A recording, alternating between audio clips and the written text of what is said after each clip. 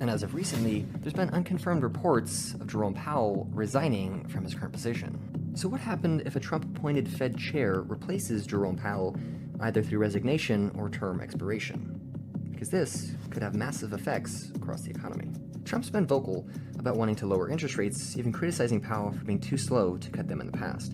A hand-picked chair might slash rates aggressively and boost short-term growth. Lowering borrowing cost equals a stock market rally, cheaper loans, and a booming housing market.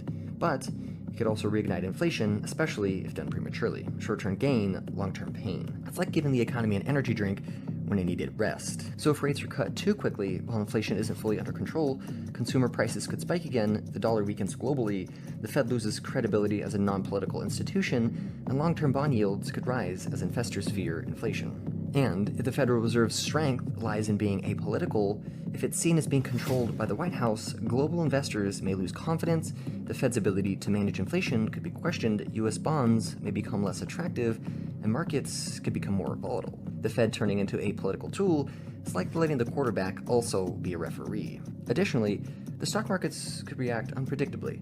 The markets might celebrate the rate cuts, but long-term investors will worry about inflation, debt, and policy whiplash. So what should you do about all this? Well, firstly, stay informed, because things are changing almost every day.